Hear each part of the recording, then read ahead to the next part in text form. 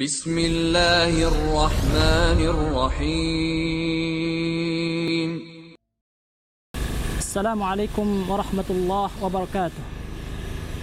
Alhamdulillah wassalatu wassalamu ala rasulillah wa ba'd. Kaum muslimin dan muslimat hafizakumullah ta'ala, sesungguhnya seluruh surat-surat yang terdapat dalam Al-Quranul Karim adalah agung dan mulia. Demikian pula ayat-ayat yang dikandungnya adalah agung dan mulia. Dengan demikian Allah Subhanahu wa taala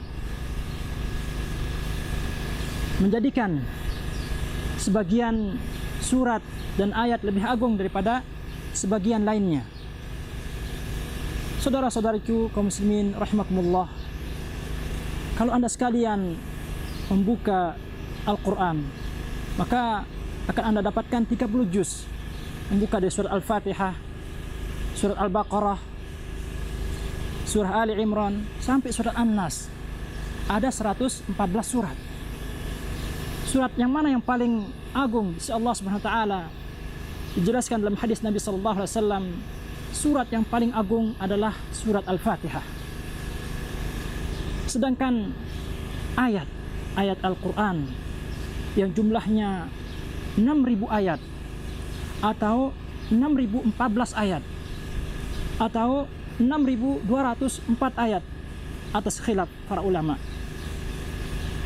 Masih banyak lagi ayat-ayat lebih dari 6.000 yang disebutkan oleh para ulama. Kaum muslimin dan muslimat hafizakumullah ta'ala, ayat yang paling agung dijelaskan oleh Nabi SAW adalah ayat kursi. A'udzu billahi minasyaitonir rajim. Allahu la ilaha illa huwal hayyul qayyum. La ta'khudhuhu sinatun wa la nawm. Lahu ma fis samawati wa ma fil ardh. Man dzalladzi yashfa'u 'indahu illa bi'idnihi. Ya'lamu ma baina aydihim wa ma khalfahum. Wa la yuhituna bi syai'in min 'ilmihi illa bima syaa. Wasi'a kursiyyuhu as-samawati wal arda wa la ya'uduhu hifdhuhuma wa huwal 'aliyyul 'azim. Kaum muslimin dan muslimat hafizakumullah ta'ala, bacalah ayat kursi yang agung ini di setiap selesai sholat fardu yang 5 waktu. Selesai sholat zuhur, selesai sholat asar, maghrib, isya, subuh, bacalah ayat kursi yang agung ini, karena bagian dari zikir-zikir setelah sholat. Dengan Anda sekali membacanya, Allah Subhanahu wa taala akan memasukkan Anda ke dalam surga. Nabi SAW bersabda dalam hadis yang diriwayatkan oleh Imam An-Nasa'i, Ibnu Sunni, dan disahihkan oleh Syekh Al-Albani rahimahullah taala, man qara'a ayatal kursi fi duburi kulli salatin maktubah, barang siapa yang membaca ayat kursi di setiap selesai salat fardu, lam yamna'uhu min dukhulil jannah illa ayyamut, tidak ada yang mencegah dia untuk masuk surga kecuali kematian. Maksudnya tidak ada yang mencegah antara dia dan surga kecuali kematian. Maka apabila dia meninggal dunia, maka ia akan masuk surga. Saudaraku, bacalah ayat kursi ketika Anda akan tidur di malam hari, karena ini bagian dari zikir-zikir ketika hendak tidur di malam hari.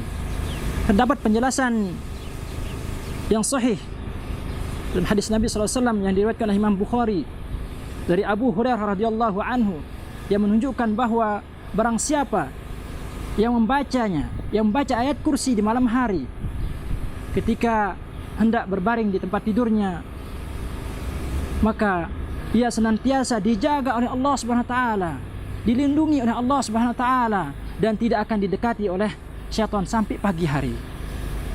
Bacalah ayat kursi ketika pagi hari dan sore hari, karena ini bagian dari zikir-zikir pagi dan petang.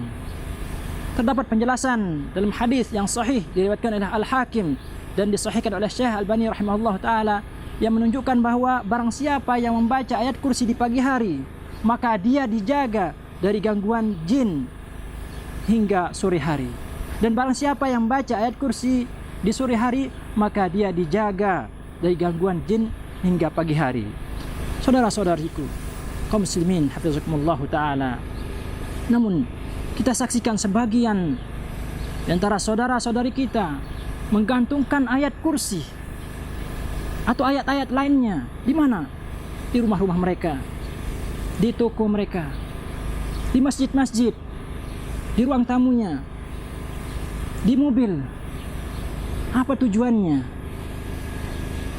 Saudara-saudariku, apakah tujuannya untuk mencegah bahaya? Kalau ini tujuannya, maka bukan dengan cara seperti ini untuk mencegah bahaya dengan menggantungkan ayat, tidak. Namun dengan cara membaca dengan lisannya ayat-ayat atau surat-surat yang sudah dinyatakan bahwa ayat-ayat dan surat-surat itu bisa mencegah bahaya. Saudariku, apakah mereka menggantungkan ayat kursi atau ayat Al-Quran lainnya untuk ngalap berkah atau bertabarruk? Ketahuilah, sesungguhnya tidak disyariatkan dengan cara demikian itu, dan tidak ada contohnya dari Nabi SAW, para sahabat, para tabi'in dan para tabi'it tabi'in. Ataukah mereka menggantungkan ayat kursi atau ayat-ayat Al-Quran lainnya sekedar jadikan hiasan? Kalau itu tujuannya, wahai saudaraku, wahai saudariku, sesungguhnya Al-Quran itu bukanlah dijadikan hiasan. Sesungguhnya Al-Quran itu sangat tinggi derajatnya. Sesungguhnya Al-Quran itu sangat agung derajatnya. Kaum muslimin dan muslimat hafizakumullah ta'ala, tidak layak dijadikan sebagai hiasan dinding rumah, ditempelkan di mobil, jadikan hiasan di masjid, di toko-tokonya.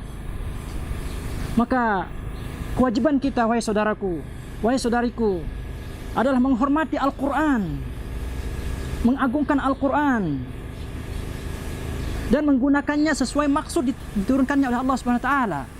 Apa maksud Allah Subhanahu wa taala menurunkan Al-Quran? Di antara tujuannya adalah sebagai petunjuk bagi orang-orang yang bertakwa. Allah Subhanahu wa taala berfirman di dalam surah Al-Baqarah ayat 2, "Dzalikal kitab", itulah kitab, itulah Al-Quran, la raiba fih, tidak ada keraguan padanya. Hudal lil muttaqin, petunjuk bagi orang-orang yang bertakwa.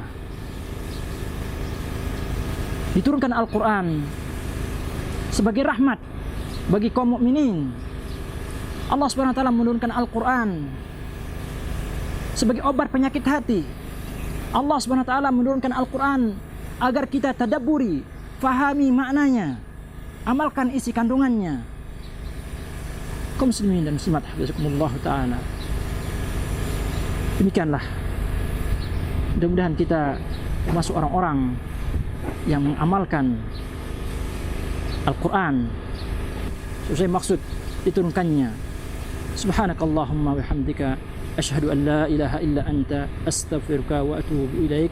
Wassalamualaikum warahmatullahi wabarakatuh.